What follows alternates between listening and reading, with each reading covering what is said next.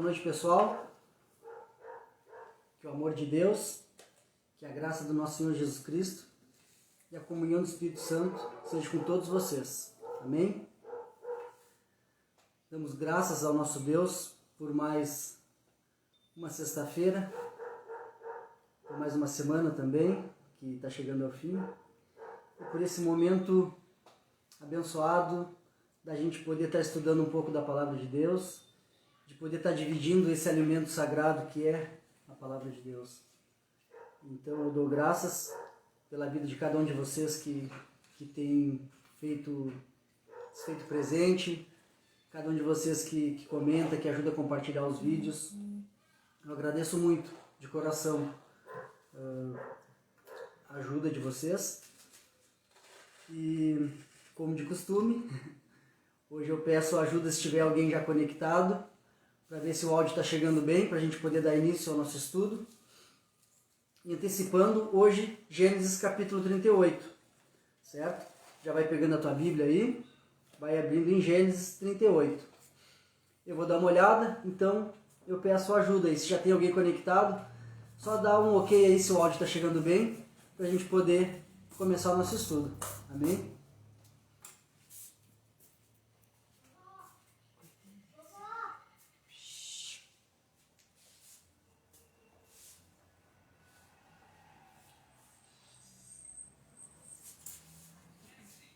Papai, cadê o... Papai, cadê a caneta? Aquela caneta. Cadê a caneta azul? Preta. Preta. Toma essa aqui do pai. Não é preta. Eu não sei cadê. Então tá. Hoje eu tenho aqui o filhote aqui que tá junto. E a presença da minha mãe também. E eu louvo a Deus também pela vida deles, pela vida de cada um de vocês. Agradeço já de coração a minha namorada e a Carla que tá lá fora, lá no passe da Micaela, lá, já botou um ok. A Dani também, irmã em Cristo, irmã também de louvor, que a gente tem a oportunidade de louvar junto. Eu agradeço muito de coração. E obrigado, pessoal, aí pelo ok. Então quer dizer que o áudio está chegando legal, então podemos iniciar o nosso estudo. Então vamos meditar, buscar direcionamento na palavra, né? Então, como eu falei, Gênesis 38. Então, para iniciar, eu convido vocês a gente fazer uma oração para pedir a direção, né, do Espírito Santo, que ele possa estar esclarecendo esse humilde estudo aqui da Santa Palavra. Amém? Oramos.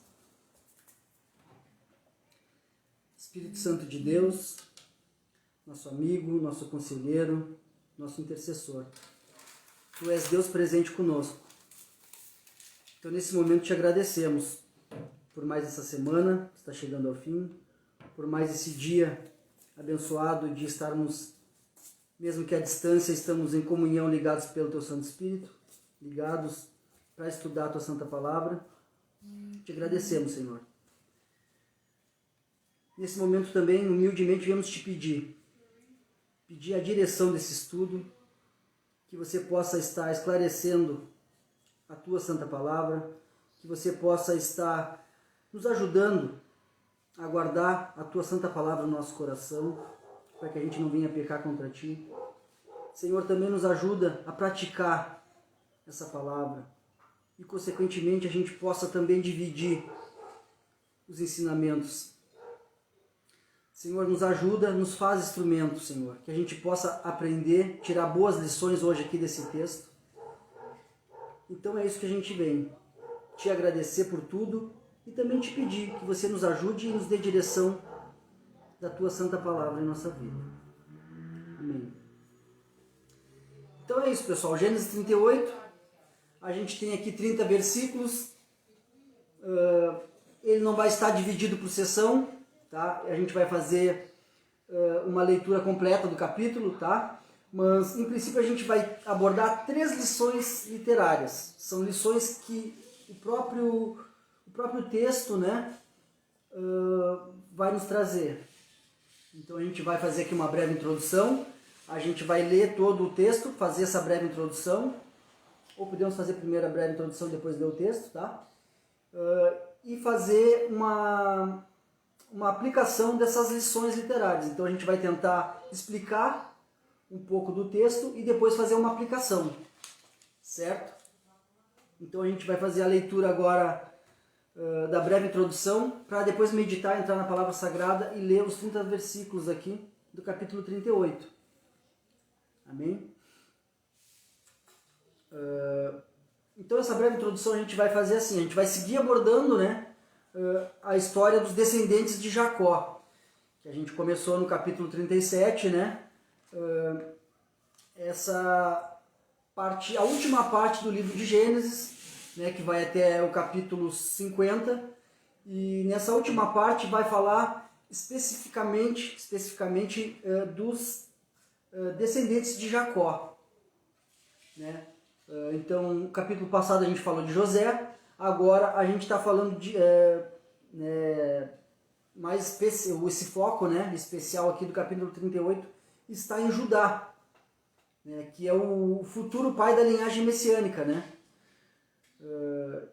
E também a gente pode fazer um paralelo, né, porque esse capítulo vem interrompendo. A gente entrou na história de José, que vai ser realmente um dos personagens mais citados aqui nessa última parte, até o capítulo 50. Certamente a vida de José vai guiar, né, essa parte final aqui de Gênesis. Mas a gente vai ter paralelos com outros filhos também. Mas em especial o foco vai estar em José. E agora a Bíblia vem e interrompe a história de José para falar sobre a história de Judá, né, que é o futuro pai da linhagem messiânica, né? Então propriamente essa parte aqui é a história de Judá e Tamar, certo? E a gente vai fazer, propriamente está falando que os textos, né, que o tempo que está vivendo aqui, que a gente vai estar abordando, está paralelo com a história de José, que a gente vai seguir abordando depois. Então, para a gente entender, ele interrompe o texto para fazer um contraste também, né? Um contraste da história de José, que está cativo lá no Egito, né, com a história de Judá e seus irmãos que ficaram na Terra Prometida, que ficaram em Canaã, né? Então esse capítulo interrompe e contrasta, né, com a história de José, que mesmo estando escravo no Egito, né, mantém a sua integridade moral e sua comunhão com Deus. Enquanto os seus irmãos, né, mesmo estando na Terra Prometida, acabam se escravizando com o pecado, casando-se com mulheres cananeias, né, mulheres pagãs, né? Então a gente consegue fazer esse contraste. José longe da Terra Prometida, escravo no Egito, mas mantendo a sua integridade moral e mantendo a sua comunhão com Deus, que é o que a gente vai estudar no próximo capítulo 39 de Gênesis, que está acontecendo paralelo aqui à história de Judá e seus irmãos. Certo? Então a gente vai contrastar José preso no Egito, mantendo sua integridade moral e sua comunhão com Deus, enquanto os seus irmãos estão na Terra Prometida, né? Estão lá em Canaã, na terra que Deus prometeu para eles, mas eles propriamente estão se escravizando no pecado, casando com mulheres pagãs, né? E se afastando da comunhão de Deus. Certo? Então esse capítulo, na realidade, né, é um capítulo tenso. Capítulo tenso que vai relatar uma depravação moral e também a gente pode dizer que uma depravação sexual de Judá, de seus filhos, né?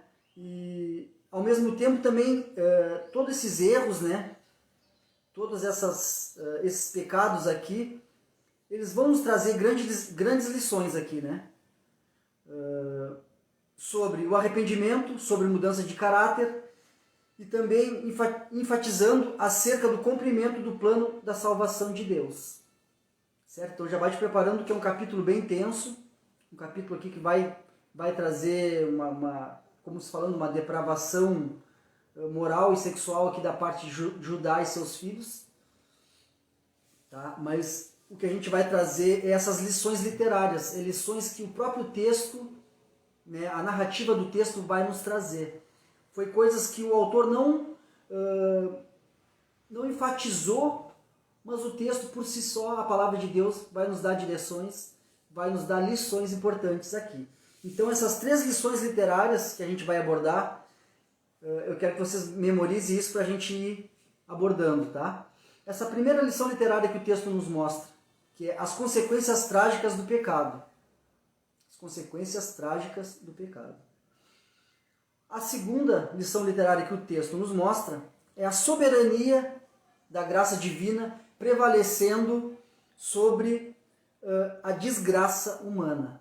A soberania da graça divina prevalecendo sobre a desgraça humana. E a terceira e última lição literária que o texto nos mostra é o arrependimento. O arrependimento é a senha de acesso à graça divina. Arrepender-se, como a gente vinha estudando semana passada, né, capítulo de João, traça um paralelo aqui. Isso é uma bênção a gente poder ver que enquanto João Batista e Jesus estavam batizando para o arrependimento, para se arrepender, preparar o caminho, né, porque Jesus estava vindo. Não é diferente nos dias de hoje. E não é diferente aqui. Certo? A gente vai também, o texto vai nos mostrar que o arrependimento é a senha de acesso à graça divina. Amém? Então eu te convido aí, pega a tua Bíblia.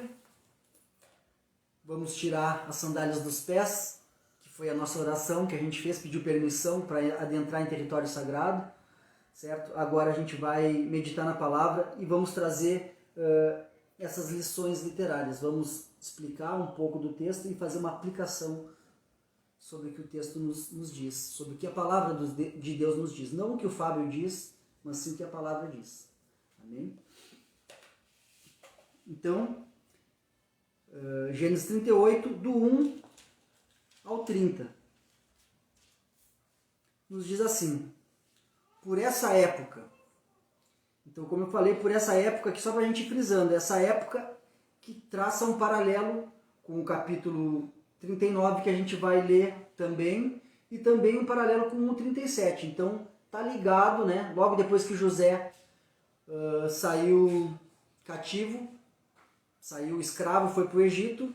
Então, essa mesma época que ele está escravo no Egito, tá? Tá acontecendo isso aqui que a gente vai meditar agora. Amém? Só para frisar isso, tá? Por essa época, Judá saiu da casa de sua casa e se mudou para Adulão, onde foi morar na casa de um homem chamado Ira. Ali Judá viu uma mulher cananita, filha de Suá, e se casou com ela. Teve relações com a mulher e ela engravidou e deu à luz a um filho que ele chamou de Er. Ela engravidou novamente e deu à luz a outro filho, que ele chamou de Onã. Quando ele estava morando em Quezibe, ela deu à luz ao terceiro filho e o chamou de Selá. No devido tempo, Judá arranjou o casamento de seu filho mais velho, com uma moça chamada Tamar. Mas era um homem muito perverso aos olhos do Senhor. Por isso o Senhor lhe tirou a vida. Então Judá disse a Onã, irmão de case-se com Tamar, como é exigido para com a viúva do seu irmão. Você deve gerar um herdeiro para seu irmão. Onã, porém, não estava disposto a ter um filho que não seria seu herdeiro. Por isso, cada vez que tinha relações com a mulher de seu irmão, derramava o sêmen no chão. Desse modo, evitava que Tamar tivesse um filho que pertenceria ao irmão dele. O Senhor, porém, considerou maldade a sua atitude e por isso também tirou a vida de Onã. Então Judá disse à sua nora Tamar: volte para a casa de seus pais e permaneça viúva até que o meu filho Selá tenha idade suficiente para se casar com você. Na verdade, Judá disse isso apenas porque temia que Selá também morresse, como seus dois irmãos. Assim Tamar voltou para a casa de seu pai e alguns anos depois a mulher de Judá morreu. Quando terminou o período de luto, Judá e seu amigo Ira, o Adulamita, subiram a Tima para supervisionar a tosquia das ovelhas de Judá. Alguém disse a Tamar: seu sogro está subindo de Tima para tosquear as ovelhas. Tamar sabia que Selá já era adulto, mas nenhuma providência havia sido tomada para que ela se casasse com ele. Por isso, trocou suas roupas de viúva e, para disfarçar-se, cobriu-se com um véu. Depois foi se sentar-se junto à entrada da vila em Enaim, no caminho para Tima. Judá viu e pensou que fosse uma prostituta, pois ela estava com o rosto coberto. Ela parou à beira da estrada e, sem saber que era sua própria nora, disse: Quero me deitar com você. Quanto você me pagará para deitar-me comigo? Perguntou Tamar. Eu lhe mandarei um cabrito do meu rebanho, prometeu Judá. Mas o que me dá como garantia de que me mandará o cabrito? Perguntou ela.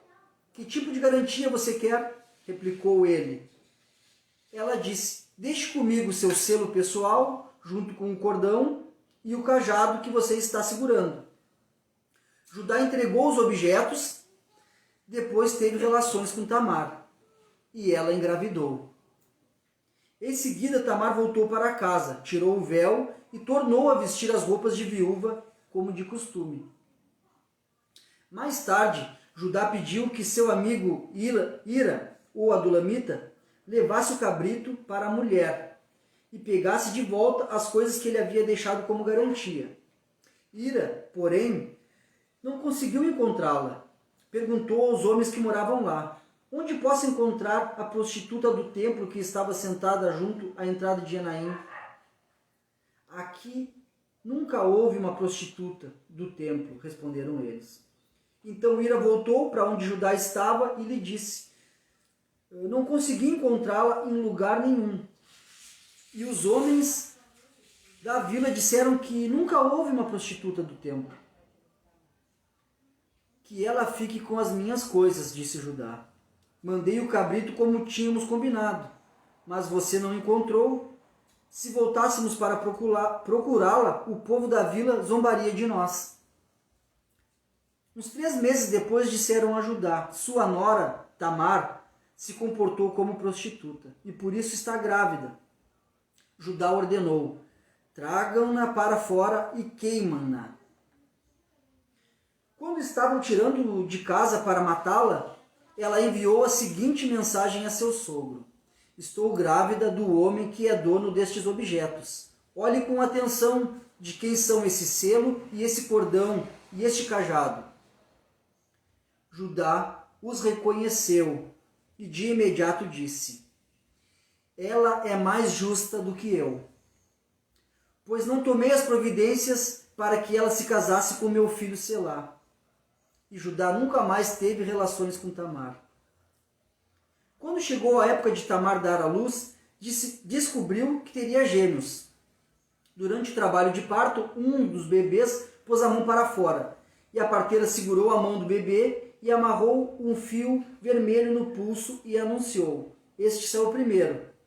O bebê, porém, recolheu a mão, e o seu irmão, então, recolheu a mão, e seu irmão saiu. Então a parteira disse: como você conseguiu sair primeiro? Por isso lhe recebeu o nome de Pérez. Logo depois, o bebê com um fio vermelho no pulso nasceu e recebeu o nome de Zerá. Lendo assim, né, pessoal, dá uma atenção, né? É um capítulo, como a gente falou ali, um capítulo tenso, mas um capítulo que agora observado com detalhe, né? Um capítulo também sendo bem observado aqui as notas de rodapé das Bíblias de estudo, observando-se também pregações de pastores confiáveis que se gastam a sua vida, né? E principalmente com a ajuda do Espírito Santo, a gente vai conseguir trazer aqui lições literárias que esse texto nos traz. Então a gente vai lendo, certo, essas lições e também vamos ligando aqui com o texto para que fique bem claro, para todos nós. Amém? Então a gente viu que logo no início do texto, né, nos diz que Judá se afastou de sua família, se afastou da terra prometida, né? Então, primeiramente, esse afastamento de sua família, né, e a aproximação dos cananeus, e também uma desobediência de uma ordem de Deus sobre o casamento com povos pagãos, porque essa ordem já era dada antigamente por Deus, né? Então a gente que vem meditando no livro de Gênesis, a gente lembra que Abraão teve um cuidado de mandar o seu servo ir buscar uma mulher lá na sua parentela, bem longe, né? Para que o seu filho Isaque não casasse com as mulheres cananeias. Ao mesmo tempo também a gente viu que Isaque também falou para Jacó não casar com mulheres cananeias, que ele fosse para também a parentela de seu pai, para casar com as mulheres daquele povo, né, que era dos descendentes de Abraão. E a gente viu também que, paralelo a Jacó, o seu irmão Esaú ficou e casou com as mulheres cananeias. E a gente meditando, como a gente meditou nos capítulos passados, né, Esaú foi totalmente contra o que Deus estava mandando, e aquilo ali trouxe várias consequências graves, né, consequências ruins para a sua vida. Então, aqui nesse ponto, Judá sai de perto de sua família, sai da terra de Canaã e se junta, né, ali ao seu amigo Ira. Então, ali uma má companhia, podemos dizer, né? Por quê? Porque Deus também dizia para que os filhos de Abraão, a sua descendência, mantesse essa integridade de casar-se com as mulheres daquela linhagem ali, daquele povo, não com as mulheres cananeias, né? Então Jacó não fez isso aos seus filhos. Abraão teve esse cuidado com Isaque, Isaque teve esse cuidado com Jacó. Mas Jacó também, a gente viu no capítulo anterior, que Jacó teve também vários descuidados, né? Ele foi descuidado com sua família. Então, alguns pontos, a gente vê que Deus foi trabalhando na vida de Jacó, e agora aqui, por ele também não ter esse cuidado de alertar seus filhos para que não casasse com as mulheres cananitas, né? Logo, traz más consequências para Judá também. E o problema desse tipo de casamento não era por uma questão racial. Isso também fica claro. Era sobretudo um problema espiritual, né? Uma vez que os pagãos tinham outros deuses, tinham outros costumes e tinham outros valores. Então também isso vai servir para nós trazer uma aplicação, né? Para que a gente também não venha se envolver com pessoas que estão fora dos padrões. A gente não vai também se isolar. A gente tem que, né, a gente tem que levar a palavra para todo mundo. A gente não vai ser uma pessoa mal educada com as pessoas, mas o nosso convívio vai ser com as pessoas que também estão buscando viver um caminho reto, né? Porque a gente pode dizer, não, eu não, né, eu vou andar com as pessoas que estão fazendo coisa errada, que não vai acontecer nada. Não, aqui também Judá, aqui nesse momento se juntando, né, com aqui o Adulamita aqui, né, não teve bons conselhos dele e aí se casou com essa cananeia. Então, só para a gente entender isso, eu convido vocês a abrir 1 Coríntios, tá? 1 Coríntios 15, 33. Para a gente entender um pouco sobre isso, né? Sobre isso que eu estou falando para vocês. A gente ter relações, de ficar muito próximo a pessoas que não estão buscando as coisas de Deus. Se envolver demais com pessoas que estão buscando as coisas do mundo vão acabar nos prejudicando. Por que eu digo isso para vocês? Porque a palavra de Deus diz, tá? Não é o Fábio que está dizendo, é a própria palavra que nos diz. 1 Coríntios 15, versículo 33, nos diz assim: não se deixe enganar pelos que dizem essas coisas, pois as más companhias corrompem o bom caráter. As más companhias corrompem o bom caráter. Tá? Então a gente vê que também essa má companhia foi uma má companhia para Judá, porque a gente vê aqui o seu caráter sendo corrompido. Tá? E as consequências desses pecados, né, não demoram a refletir nos seus filhos. Que a gente vê que o primeiro filho era uma pessoa tão mal que a palavra cita aqui que Deus tirou a vida dele. É claro que é Deus que permite, né? Deus é o autor e consumador da vida. Mas aqui a palavra ressalta muito bem isso, que ele, por ser uma pessoa tão má, Deus tirou a vida dele. E logo depois também, né, o segundo filho também acaba fazendo coisas erradas ali, né, deixou de cumprir o levirato. O levirato era que se um irmão casasse com outra mulher e esse irmão morresse, o outro irmão tinha que seguir a descendência do seu irmão. Então a gente vê que o texto ressalta ali que ele se negou de dar esse filho, né? Então é as consequências do pecado, pessoal.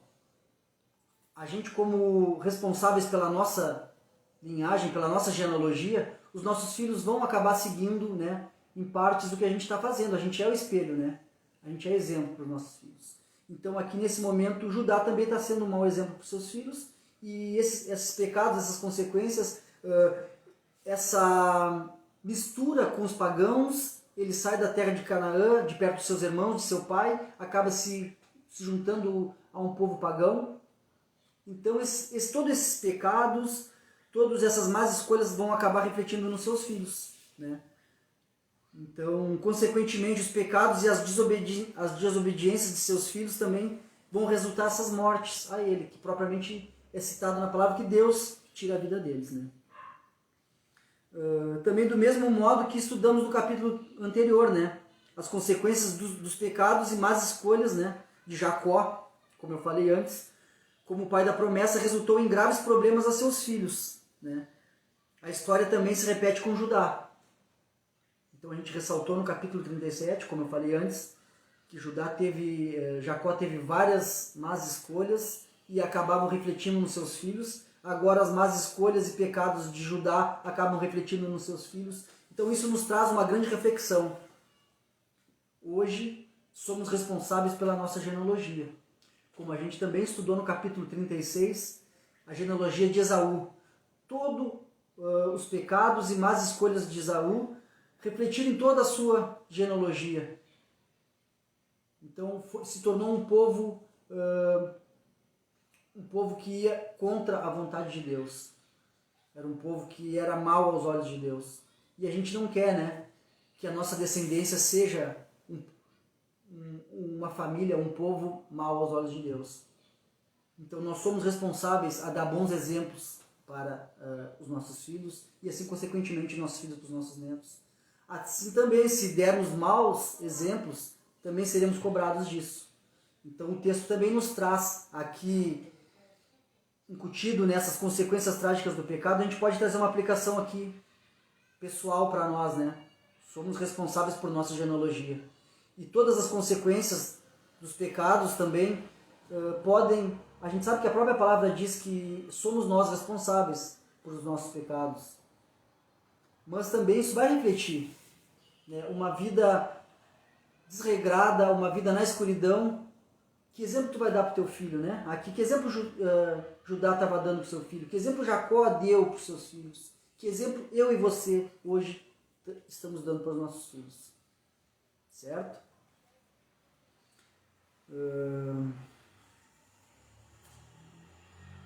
Então, assim, ó, as consequências do pecado. O que aconteceu com Jacó reflete também em Judá. Por que eu digo isso para vocês? Mais uma vez vai aparecer aqui roupas, rosto coberto e cabrito. Aí você vai dizer, pô, da onde isso? Vocês que estavam meditando comigo há um tempo atrás, a gente vai ver que o texto aqui vai nos mostrar, né, consequências de mentiras, vão acabar refletindo depois em Jacó e em Judá. Por que eu digo isso para vocês?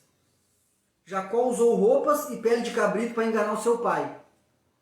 Do mesmo modo, ele foi enganado com roupa e sangue de cabrito pelos seus filhos. Tá? Ele também foi enganado pelo rosto coberto, quando ele foi se casar com Raquel, e lá seu sogro o enganou, mandou Lia cobrir o rosto, e então ele casou ali com Lia, sendo Raquel. E agora Judá também colhe frutos de engano e de enganar, né? Ao enganar Tamar, ele engana a sua nora, tá? E então ele vai colher frutos de engano também. Ele vai ser enganado depois por Tamar. Mas também a gente vai ver que Tamar aqui, né, mesmo ela tendo essa escolha aqui, que pode-se dizer que foi errada, foi o jeito, né, de seguir a linhagem. Então, como a gente vai ler depois, a soberania da graça divina vai prevalecer sobre a desgraça humana, que é a segunda lição literária. Essa primeira lição literária é as consequências trágicas do pecado. Então a gente viu que o afastamento de Judá, de sua família e de sua terra, e a aproximação de povos pagãos vai acabar corrompendo o seu caráter, porque, como a gente viu, a palavra nos diz que as más companhias corrompem, né, o caráter. A gente vai ver também que essas consequências do pecado vão acabar gerando morte, propriamente, né? Morte para os filhos de Judá aqui, e a palavra ressalta bem isso. E também vai nos mostrar que as consequências, né, ali, o que ele usou, né, a gente pode dizer que o que a gente semeia, né, a gente colhe. Eu acho que não é legal a gente falar, como às vezes, muitas vezes eu também estava acostumado a dizer, de falar, a lei do retorno, o que tu fez vai voltar para ti. Eu acho que não é assim que a gente deve abordar, porque a palavra nos diz para a gente orar pelos nossos inimigos, por aqueles que nos perseguem. A gente não deve desejar mal para ninguém. Mas uma coisa é clara, a lei da semeadura, o que a gente semeia, Deus é tão justo que se tu semear trigo, tu vai colher trigo. Mas se tu semear joio, tu vai colher joio. Isso não tem a ver com um Deus vingativo, mas sim com um Deus justo. Então entenda isso. Em vez de tu falar, o que é teu está guardado, isso não é uma atitude de cristão. Então a gente ainda não entendeu bem o que Jesus estava dizendo. Certo? Porque Jesus nos mostra que o que a gente semeia, a gente colhe. Então aqui a gente não precisa desejar nada de mal, não precisa desejar falar, a lei do retorno, vai retornar para ti, não. Ora e pede que essa pessoa se arrependa, né? Ora por essas pessoas, perdoa como Cristo perdoou, ama como Cristo amou. Essa é a mensagem do Evangelho, tá? Mas aqui também nos fica claro que a lei da semeadura, o que a gente semeia, a gente colhe.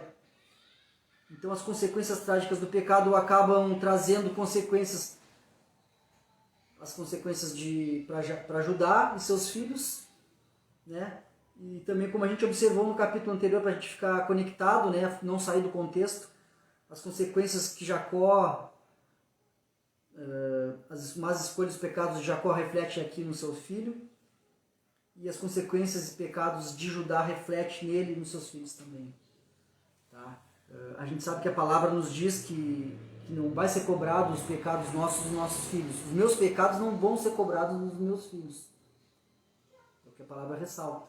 Mas como responsável pela minha genealogia, pelos meus filhos, eu tenho a obrigação de mostrar um caminho de luz, o caminho que é Cristo.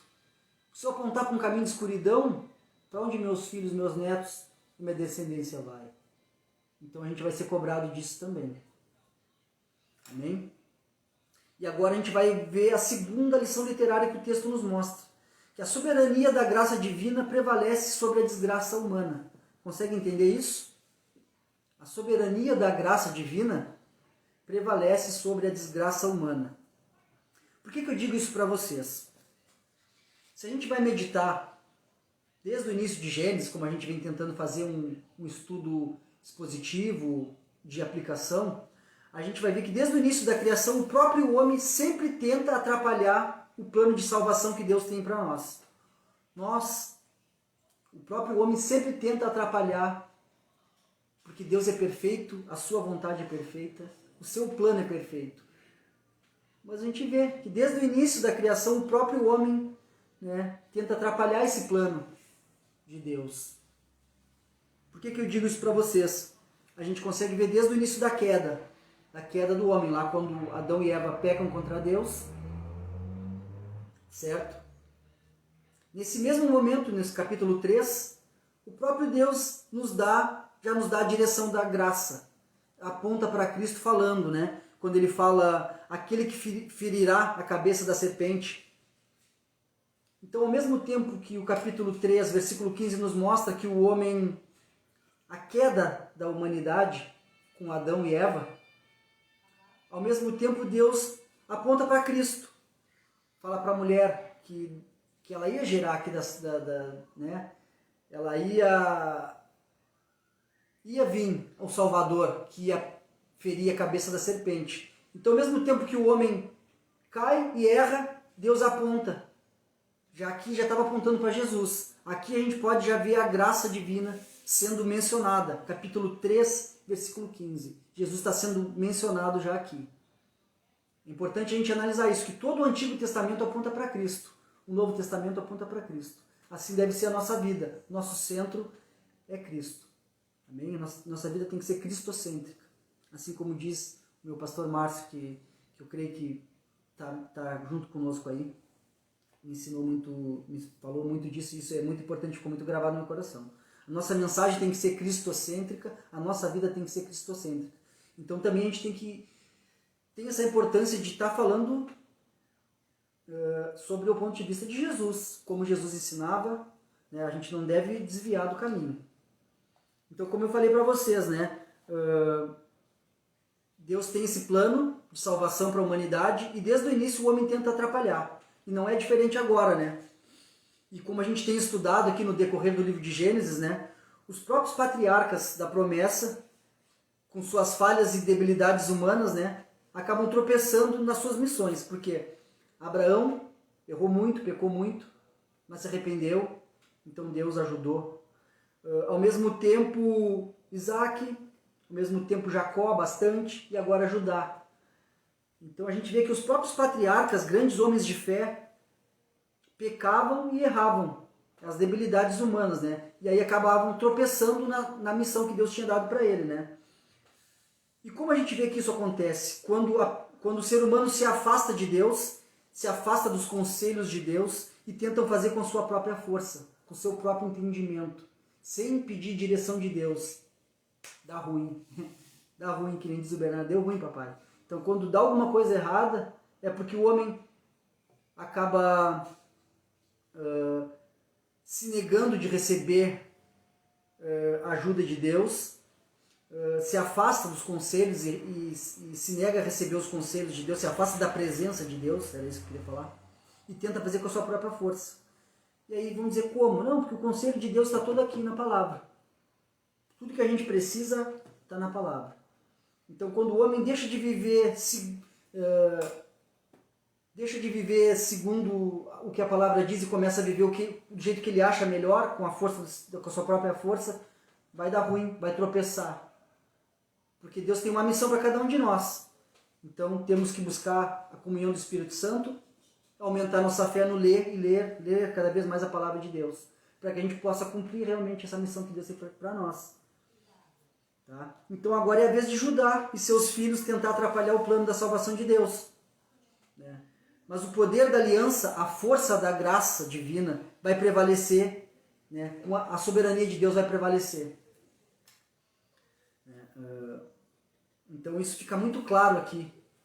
Como eu falei para vocês desde o início do livro, a gente meditando de uma forma mais profunda, a gente vê que o homem está sempre tentando atrapalhar o plano que Deus tem para nós. Mas Deus é tão perfeito, tão maravilhoso, né, que a gente vai vendo, a cada passo que a gente vai vendo, o ser humano erra, mas Deus usa aquele erro, transforma aqueles homens, vai moldando como um vaso, vai tirando as coisas que não prestam, vai botando Ele. Então é isso, a gente tem que nos esvaziar das coisas que Deus não aprova, que a própria palavra vai dizer. Então não é doutrinas humanas, mas sim doutrina da palavra. O que a palavra nos diz que não agrada a Deus, a gente vai tirar, para que o próprio autor e consumador da vida venha ocupar um lugar que é dele. E aí então a gente vai conseguir entender o poder da aliança e a força da graça. Amém? Então uma frase que fica bem legal, assim, ó, porque não são os homens, né? Não é nós que vai levar a luz da promessa, mas a luz da promessa que nos leva adiante. Não são os homens que levam a luz da promessa. É a luz da promessa que nos leva adiante. Amém? Você consegue meditar nisso? Não é tudo que tem de bom na gente, não é nosso. É Cristo. O que tem de errado, o que tem de mal é nosso. É da natureza humana. Mas as coisas boas vêm de Deus, vêm de Cristo. Vêm da soberania da graça nas nossas vidas. Amém? Outra coisa aqui que o texto nos mostra é que a linhagem da promessa nunca foi exclusivamente étnica. Deus nunca olhou para raças. Essa linhagem da promessa nunca foi exclusivamente judaica. Por que eu digo isso para vocês? Porque a gente vê agora aqui Tamar, uma cananita, mas uma pessoa que estava voltada para Deus. O coração dela era bom, porque Deus conhece meu coração, conhece o teu, conhece os nossos pensamentos. Então Deus vai usar Tamar aqui como seu instrumento, tá? Para que a linhagem siga através de Judá, porque Judá era o escolhido. Mas ele tentou atrapalhar de tudo que é jeito. Os seus filhos tentaram atrapalhar de tudo que é jeito, negando que a linhagem seguisse. Tá? Então essa linhagem, a linhagem da promessa nunca foi exclusivamente étnica, nunca foi exclusivamente dos judeus. Então a gente vai ver aqui hoje Tamar e Pérez, né? Porque Pérez é filho de Tamar, não era totalmente um judeu puro, né? Porque isso também a gente vê que a própria palavra no Novo Testamento nos mostra que os judeus tinham muito... eram preconceituosos, né? Isso nos mostra também que a gente não deve ter preconceito sobre raça, né? A gente tem que amar, nos amarmos como Jesus nos amou. E também, mais à frente, a gente vai ver Raabe, a prostituta, que era cananita também, e depois Ruth, a moabita.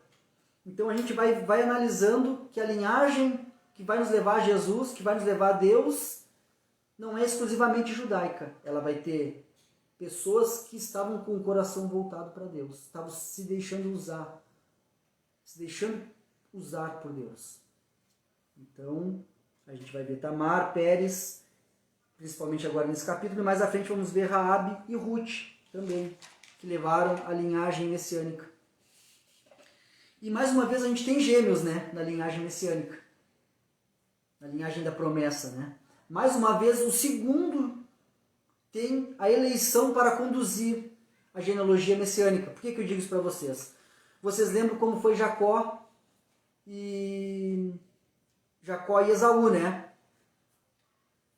Tinha gêmeos, Deus falou para sua mãe Rebeca que o filho mais novo seria, né, o responsável para levar a linhagem messiânica, que seria o filho responsável por levar essa linhagem. Mas também era o eleito, né, por Deus aqui. Praticamente a eleição sendo mostrada aqui, tá? Agora a gente vai ver novamente gêmeos e novamente o segundo sendo eleito para conduzir a genealogia messiânica. Tá? Então a gente vai ver Pérez, né? E Pérez também é citado lá no livro de Ruth, capítulo 4, do versículo 18 ao 22. É importante a gente analisar isso aqui, porque a gente está vendo Pérez, a gente vê Judá, e agora Judá gera Pérez. Pérez é o responsável agora por levar a linhagem messiânica para frente. Então a gente vai ver essa lição aqui da soberania se encaixando com as consequências do pecado. Então nós somos responsáveis por levar as coisas de Cristo adiante. Nesse momento é Pérez o escolhido para levar a linhagem da promessa, né? Então lá em Ruth 4, eu convido vocês a abrir Ruth, livro de Ruth, capítulo 4,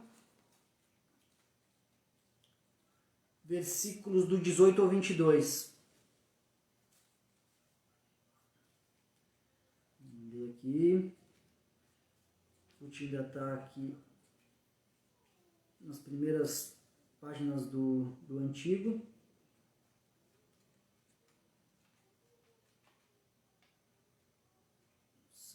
Ruth. Então, Ruth está antes de Samuel. Ruth, capítulo 4, versículo do 18 ao 22. A gente vai ver a importância de Pérez aqui, tá? Pérez aqui está sendo o gêmeo mais novo, responsável por levar a linhagem messiânica. Nos diz assim no capítulo 4 de Ruth, versículo 18 ao 22. Aqui. Os descendentes de Pérez. Esta é a genealogia de Pérez. Pérez gerou Esrom. Esrom gerou Rão. Rão gerou Aminadab. Aminadab gerou Nasson. Nasson gerou Salmão. Salmão gerou Boaz. Boaz gerou Obed. E Obed gerou Jessé. E Jessé gerou Davi. Chegamos ao rei Davi. Então a gente vê que tem aqui 1, 2, 3, 4, 5, 6, 7, creio que umas 7, 8 genealogias de um para o outro até chegar a Davi. Então a gente vai ver que a linhagem de Pérez nos leva até Davi e a gente vai indo consequentemente, como a gente vê também no Evangelho de Mateus, a genealogia toda de Jesus, de Davi a gente vai chegar a Cristo. Então aqui nesse momento Pérez está sendo responsável por levar. Mais uma vez o segundo gêmeo, o mais novo sendo eleito para levar a linhagem da promessa messiânica, certo? E também, mais uma vez, vamos ressaltar uma coisa, né?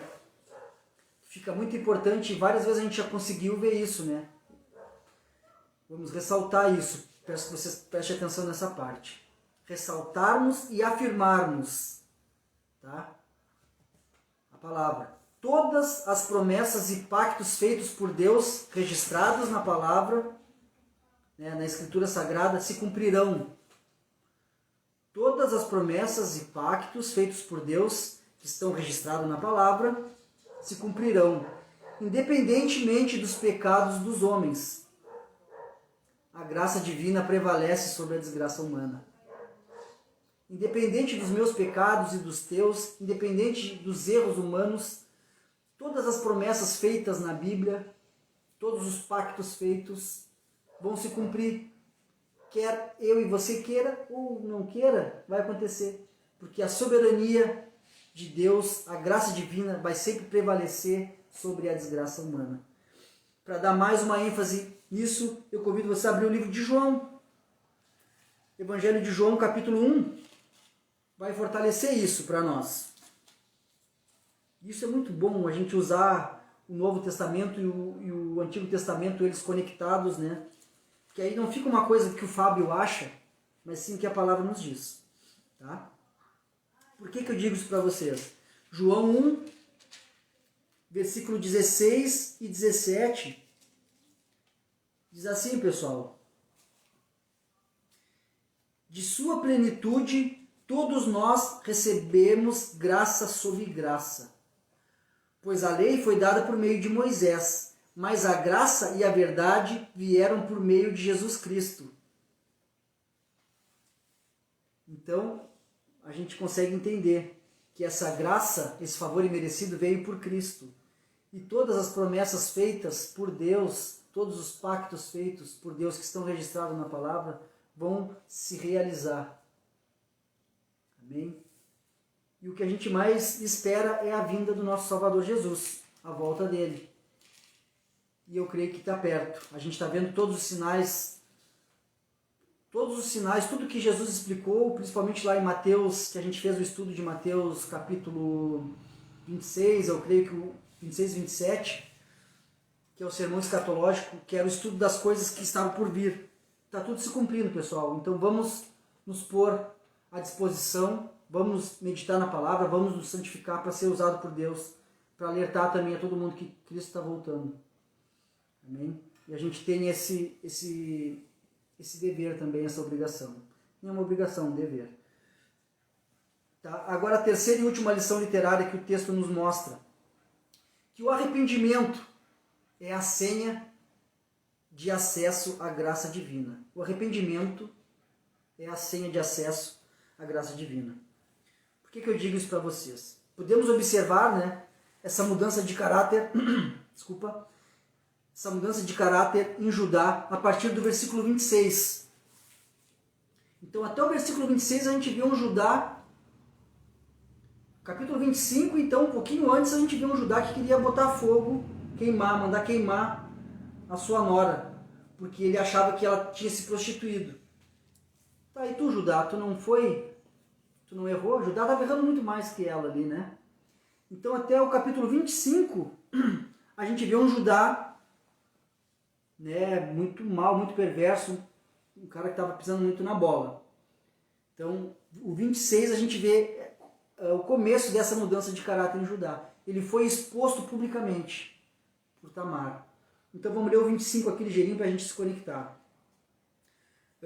O 25 nos diz assim, ó, que Judá estava, quando falaram para ele, né, que Tamar estava grávida.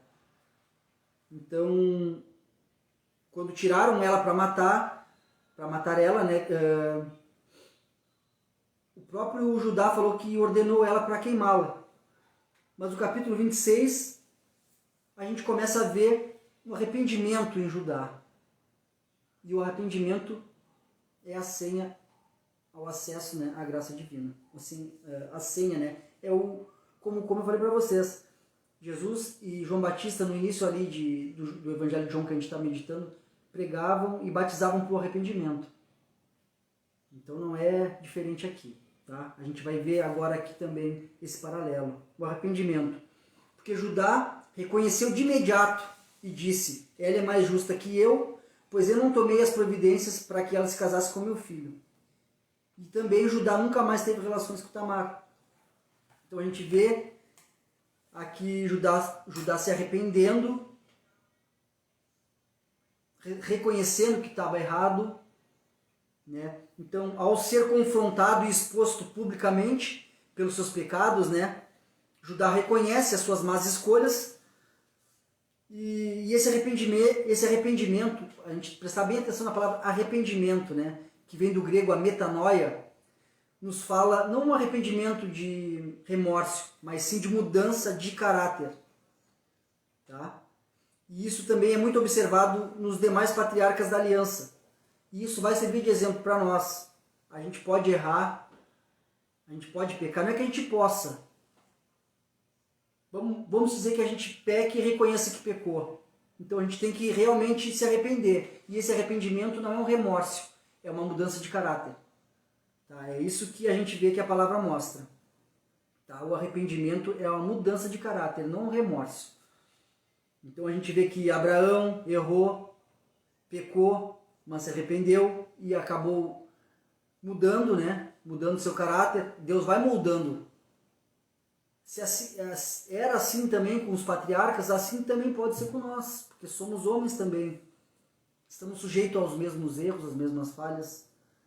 Mas aqui a gente vê que o arrependimento, a gente tem que realmente se arrepender e mudar o nosso caráter, mudar a nossa conduta. Isaac também, e especialmente Jacó. Né? No caso de Jacó, né, ele alcança a sua maior plenitude. Judá, né? Judá, a gente vê que ele se arrepende aqui.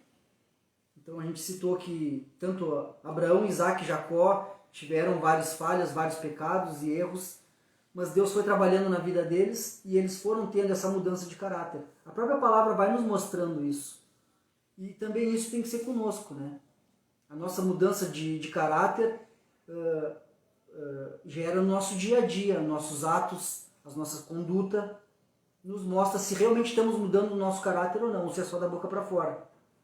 E isso acontece também com Judá, né? Porque mais à frente, lá no capítulo 44, a palavra vai nos mostrando que ele está já uma pessoa mudada.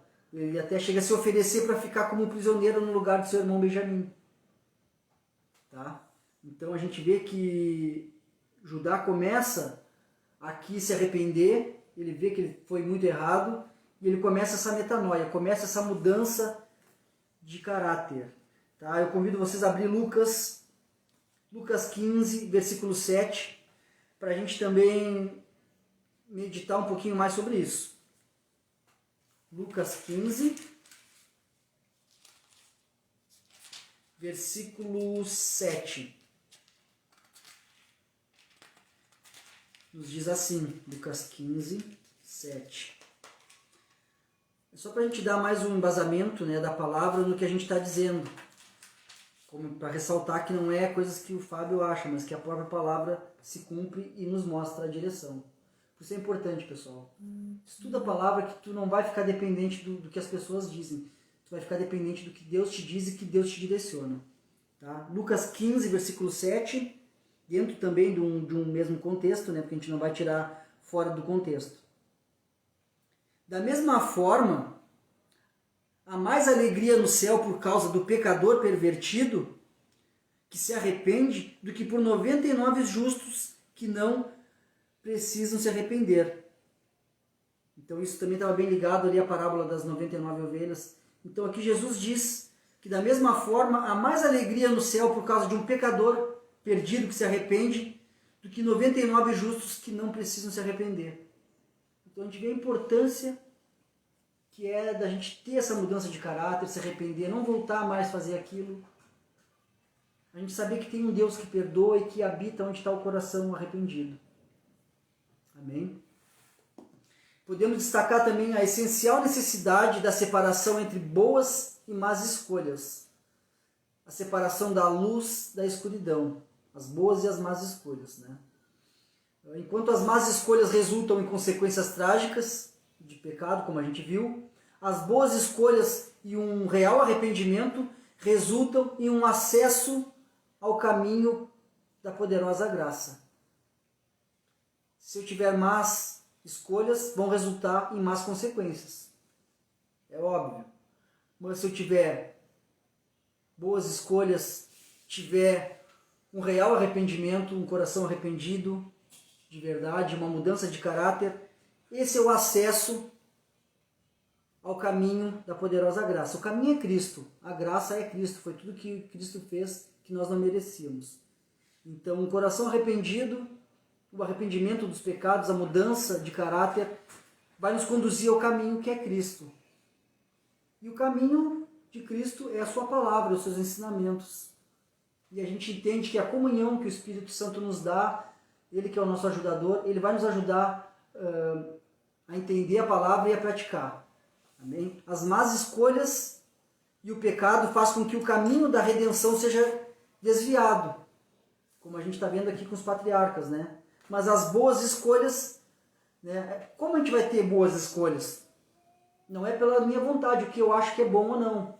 Porque de repente o que eu acho que pode ser bom para mim não é bom para o meu irmão e não é também bom, né, aos olhos de Deus. Então as boas escolhas precisam ser orientadas pela palavra de Deus. Então, tu quer saber se o que tu vai fazer amanhã, se uma decisão que tu tem que tomar é boa, se ela está segundo o que a palavra te diz. Tá? Porque ela pode ser boa aos nossos olhos, mas aos olhos de Deus pode não ser boa. Tá? Por isso a importância, mais uma vez, de meditar na palavra, tá? Para a gente ter direção de Deus, não direção do homem, mas direção de Deus. Aonde? Na palavra. Certo? Por que eu digo isso para vocês? 2 Timóteo, tá? 2 Timóteo, deixa eu achar aqui, 2 Timóteo, capítulo 3, versículo 16. 2 Timóteo 3,16. 2 Timóteo 3,16 nos diz assim, ó. Toda escritura é inspirada por Deus e útil para ensinar o que é verdadeiro e para fazer perceber o que não está em ordem em nossa vida. Ela nos corrige quando erramos e nos ensina a fazer o que é certo. Mais claro que isso não precisa, né, pessoal?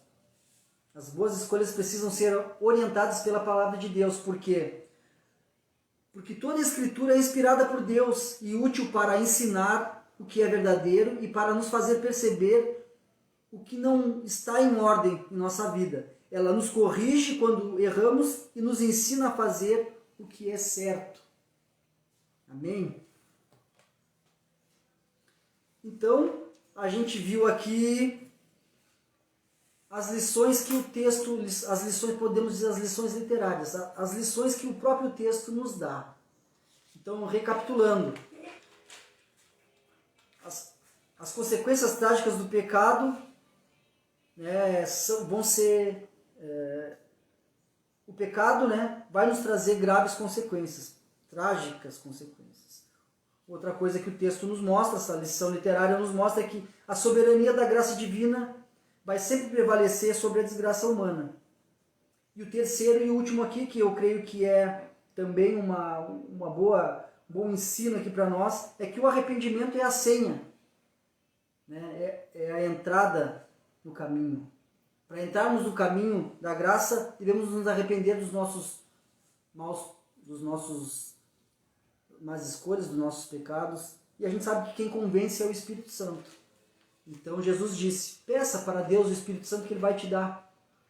Nós, sendo maus, sabemos dar coisas boas para os nossos filhos, que mais nosso Deus, se nós pedirmos o Espírito Santo para Ele, Ele vai nos dar, Ele vai nos ajudar. Ele é o ajudador, é Ele que nos ensina, Ele que nos capacita. Pede para Deus que Deus te encha com o Espírito Santo. Busca na palavra o que tu tem que fazer para ser cheio do Espírito Santo. A gente até um tempo atrás fez um estudo falando sobre isso, né? De como ser cheio do Espírito Santo. Então essa é a chave, pessoal. A palavra de Deus e a comunhão do Espírito Santo. O arrependimento para a gente conseguir adentrar ao caminho que é Cristo, para conseguir chegar a Deus. E ninguém vai ao Pai a não ser por Cristo, e ninguém chega a Cristo se não tiver a ajuda do Espírito Santo. E o Espírito Santo está conosco, quer habitar no teu coração. Pede para Deus, que Deus vai te dar. Amém? Então agora a gente vai tentar trazer aqui uma aplicação, pessoal. Tá? Nessa aplicação a gente entende que a palavra de Deus é a base de nossa fé. A palavra de Deus é a base de nossa fé. E ela se torna cada vez mais especial e essencial em nossa vida, né? Não somente pelo fato dela nos falar sobre Deus, as coisas maravilhosas de Deus, não somente pelo fato dela nos contar histórias que nos trazem bons conselhos, né? Mas uma das maiores lições que a Bíblia nos traz é o fato dela nunca omitir os erros e os pecados cometidos, né? Tanto pelos pais da fé e também por grandes homens de Deus. A Bíblia é totalmente verdadeira e verídica, a gente não deve desconfiar de uma vírgula da palavra de Deus. Por quê? Porque a gente vê que ela não omite. Se fosse uma coisa criada pelo homem para tentar, né, se favorecer, ela não ia botar nada de errado. Ela ia mostrar só flores, mas não. E isso também é uma das maiores lições que a Bíblia nos traz. É o fato dela nunca omitir os erros e os pecados que esses homens tinham e tomavam. Mas ao mesmo tempo, ela nos mostra o caminho, ela nos mostra, ela nos dá o remédio, né? Ela não só mostra ali o que está de errado, não mostra só, ela nos dá a direção. Então isso que a gente nos traz essa confiança cada vez maior. Por isso que a gente diz que a palavra de Deus é a base de nossa fé, né? E o fato dela nunca omitir as coisas erradas, de não omitir os pecados cometidos pelos pais da fé, os pais da promessa, né, que chegaram até Cristo. Cristo foi o único que conseguiu cumprir toda a lei, foi o único homem, 100% homem, 100% Deus, que não teve pecado nenhum, que morreu injustamente, foi um sangue justo derramado pelos teus pecados. Homem nenhum conseguiu, né? Só Cristo. E isso a palavra nos mostra. Nos mostra que esses homens erraram, que esses homens pecaram, né? E isso é o importante, porque a gente vai pegar como exemplo. A gente não vai só pegar as coisas boas, não vai pegar só as rosas, a gente tem que aprender com os espinhos também, né? Porque a vida também não é só rosa. Então a gente vai aprender também. Se aquele caminho ali é errado, a gente vê que a palavra nos mostra, esses caminhos são de morte.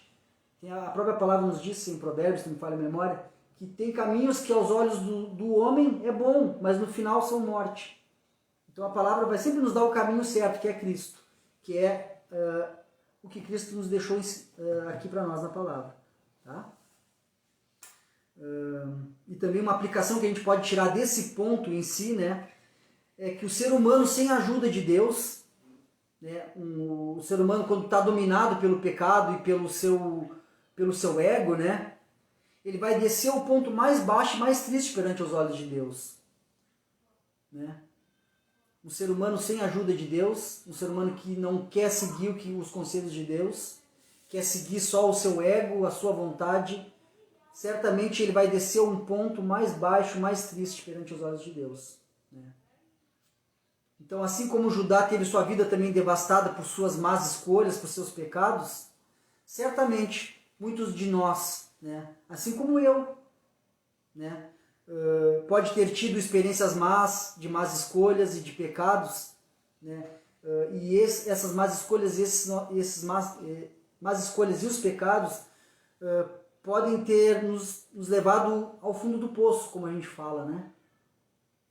Os pecados, as más escolhas vão nos levar e uma ausência de Deus, a ausência da palavra, a ausência de Deus, a pessoa que se nega a seguir o que Cristo que Cristo escreveu ali com o seu sangue, né?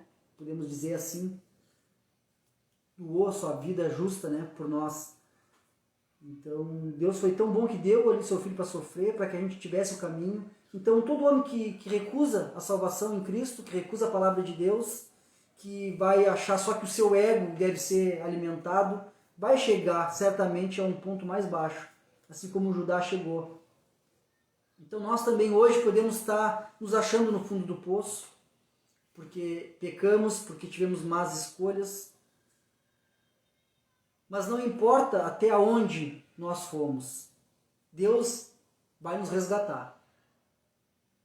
Não importa até onde o máximo da degradação humana, até o mais fundo que o homem possa chegar, não é suficiente para se esconder da mão de Deus. Né? Então não importa até onde você foi, Deus irá te resgatar. Né? Somente Deus tem o poder de nos tirar do mais profundo abismo. Né? E esse texto nos mostra essa grande lição. Essa grande lição de um capítulo aí que tem, podemos dizer, 80% de desobediência, de pecado, de más escolhas. Mas dentro desse 100%, 80% de desobediências, pecados e más escolhas, tem 10% que nos mostra o arrependimento e 10% nos mostra a soberania de Deus. Então a gente não vai excluir esses 80%. Nós vamos pegar esses 80% de desobediência, pecado e más escolhas para não seguir esse caminho. Mas vamos pegar os 10% que nos mostra que o arrependimento é a chave para voltarmos. Esses outros 10% que nos diz que a soberania de Deus, Deus é soberano o bastante para te dar para te tirar do fundo do poço, para te resgatar do abismo. Então, se hoje tu te sente hoje, né, no fundo do poço, tu te sente mal hoje, tu sabe que a mão de Deus é poderosa o bastante para te tirar. Então a palavra aqui nos diz, arrepende, te arrepende, te firma na palavra, pede ajuda do Espírito Santo, que a mão de Deus vai te resgatar, assim como resgatou Judá, como me resgatou também, vários que estão me assistindo aí já me conheciam, né, há um tempo atrás. Não que hoje eu seja uma pessoa santa, né, mas a gente tem que buscar a santificação. Mas a gente sabe que as más escolhas do passado vão nos levar a caminhos ruins. E se hoje eu estou aqui falando a palavra de Deus, não é por mérito meu, mas é porque a mão de Deus me tirou, me resgatou do império das trevas e me transportou para o reino de Jesus. Como a palavra mesmo diz, né? Então é isso, pessoal. Te arrepende e pede ajuda de Deus, que a soberania de Deus vai te resgatar desse abismo e vai te trazer para o reino de Cristo. Amém? Se fez com Judá, que estava ali totalmente afundado no pecado, nas más escolhas, se fez comigo, que há anos atrás também tinha muitos pecados e muitas más escolhas, não que hoje eu não tenha.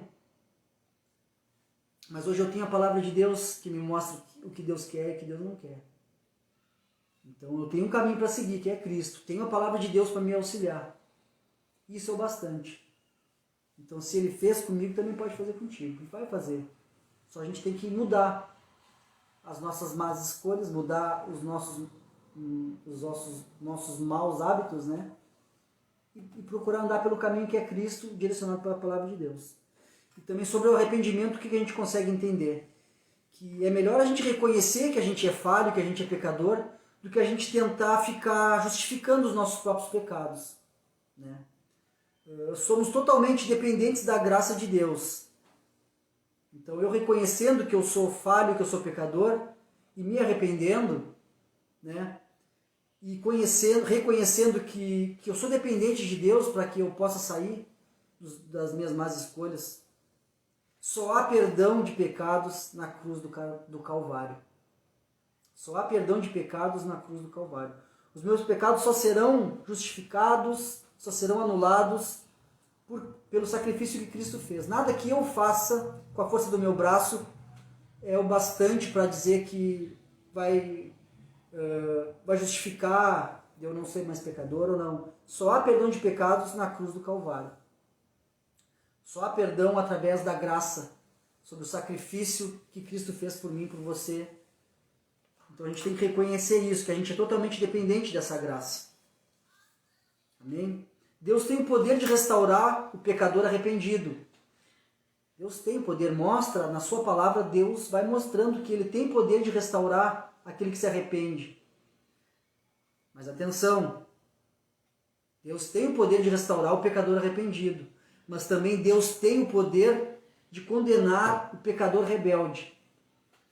A gente viu aqui, os filhos de Judá, os 2 primeiros filhos de Judá que nasceram, eram homens maus aos olhos de Deus, né? Então, assim como Deus tem o poder de restaurar o pecador que se arrepende, Deus também tem o poder de condenar o pecador rebelde. Aquela pessoa que segue fazendo o que é errado aos olhos de Deus, segue. Pessoal, Deus é amor, mas também é justiça. Hoje a gente vê muitos pregadores da palavra falando somente de amor, passando a mão, mas a gente tem que falar que o mesmo Deus que ama é um Deus que é justo. Tem que se falar mais disso, pessoal. Tem que se falar que o inferno é real, que o inferno existe no fim de uma vida que não segue o que Cristo nos pede, não segue o amor de Cristo, não segue o perdão de Cristo, que não segue os ensinamentos de Cristo. No final dessa vida, que não segue isso, é o inferno. E hoje a gente tem que falar mais sobre isso, pessoal. Amém? E sobre a soberania de Deus, o que a gente pode aprender? Aprendemos que nada pode frustrar os planos de Deus. Nada pode frustrar os planos de Deus. Assim como Ele construiu a história da redenção através de um arrependido pecador, e de uma mulher pagã, de uma mulher cananeia, né? E hoje ela ganha esse grande destaque aqui no nosso texto, Tamar. Certo? A gente tem que ressaltar isso também.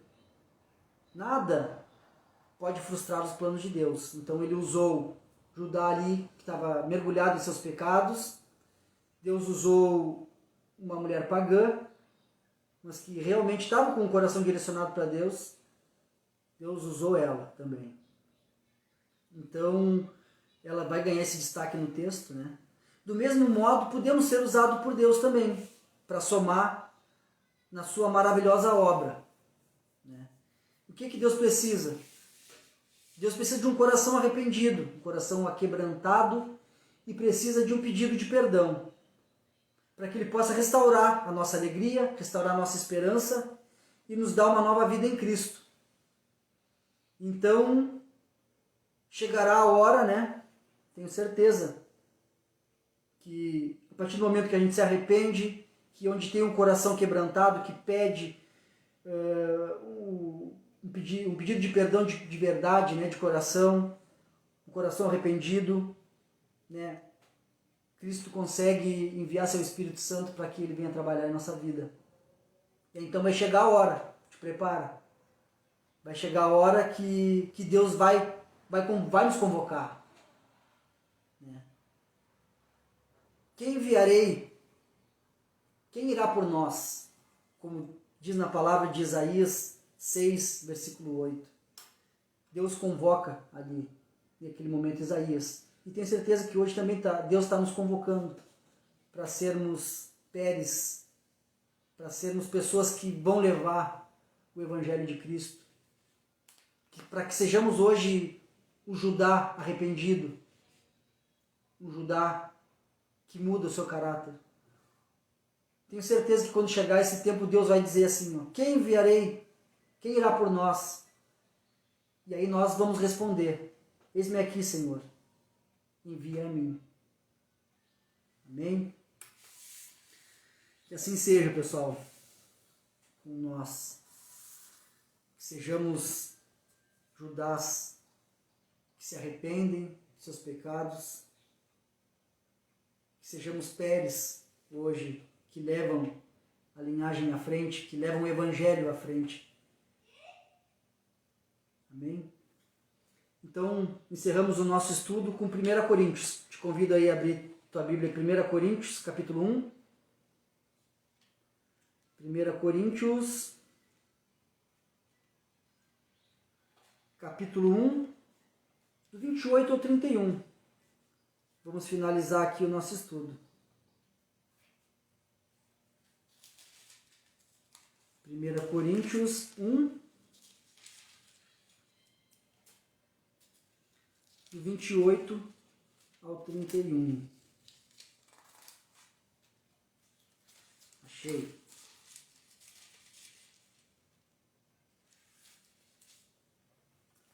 Amém? Então, lemos aqui esse último versículo. E agora vamos ler 1 Coríntios para nos dar uma base também disso que a gente está falando. Tá? 1 Coríntios 1, do 28 ao 31, nos diz assim: Deus escolheu coisas desprezadas pelo mundo, tidas como insignificantes, e as usou para reduzir a nada aquilo que o mundo considera importante.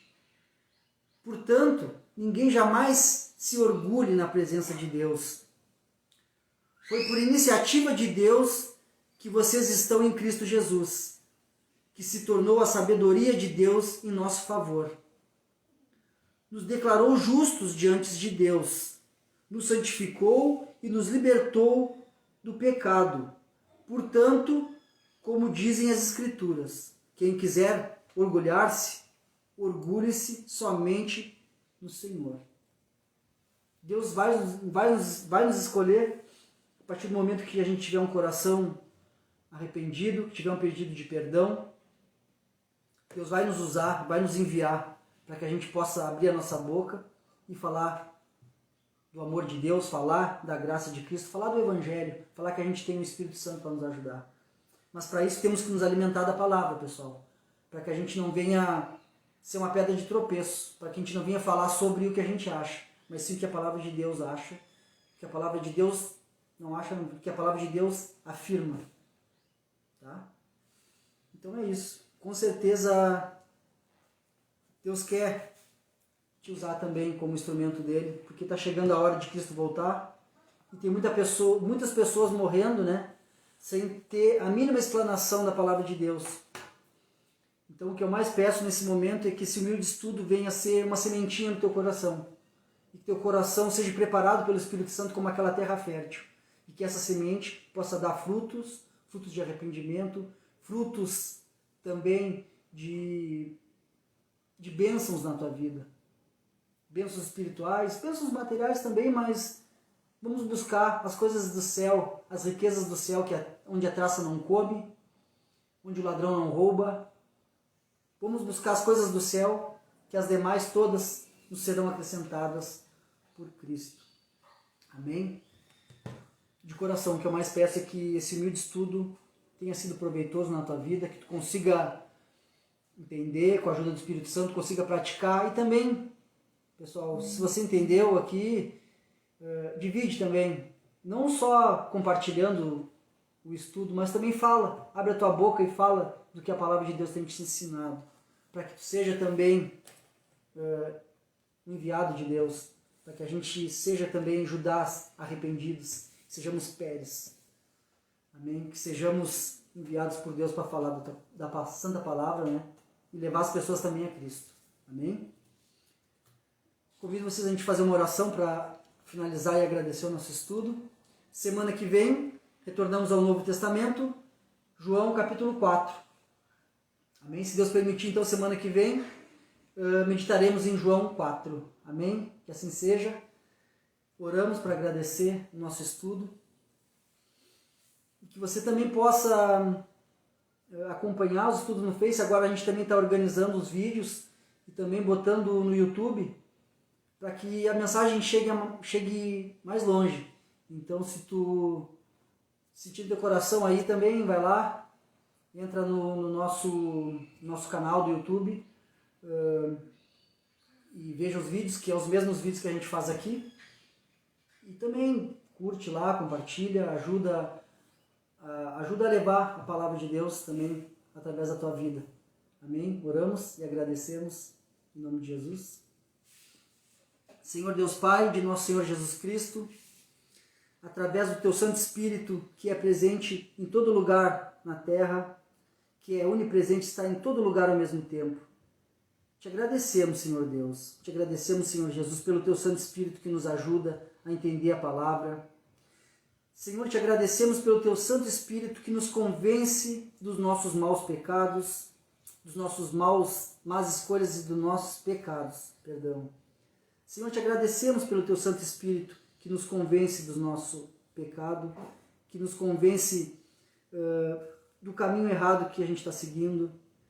Senhor, por favor, envia o teu Espírito Santo para que possamos entender quais são os caminhos que levam à morte, quais os caminhos que levam a Ti. Que o caminho é Cristo. Senhor, nos ajuda a entender cada vez mais a Tua palavra. Senhor, bota em nós essa fome pela Tua palavra, Senhor. Senhor, nos ajuda também que a gente possa estar levando a Tua mensagem, que a gente possa estar praticando o que a Tua palavra nos diz. Que hoje possamos também ser pessoas que levam, Senhor, os Teus ensinamentos. Senhor, nos usa, nos ensina a Te seguir.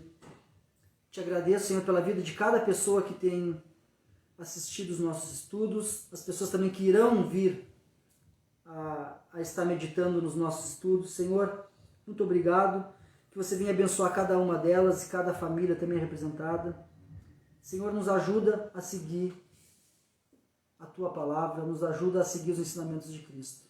Te agradecemos pelo Teu Santo Espírito que nos convence e que nos ajuda. Senhor, permita que possamos estar cada vez mais com o coração aberto para que Teu Santo Espírito venha se fazer presente na nossa vida. Para que a gente possa entender e praticar a palavra e, consequentemente, também dividir o que a gente tem aprendido e tem guardado no nosso coração. Te agradecemos em nome do nosso Senhor e Salvador, Jesus Cristo. Amém. Amém, pessoal. Uma abençoada noite. Semana que vem, se Deus permitir, João capítulo 4. Amém? Que o Espírito Santo seja cada vez mais presente na tua vida, na tua família, e que você também possa ser um missionário aí na tua casa, na tua vizinhança e, consequentemente, aos confins da terra. Medita na palavra, deixa ela habitar no teu coração e abre a tua boca, que o Espírito Santo vai botar essas palavras na tua boca, para que a gente possa ser um instrumento de Deus, um instrumento de bênçãos e não um instrumento de tropeços. Amém? Deus abençoe e um abençoado final de semana.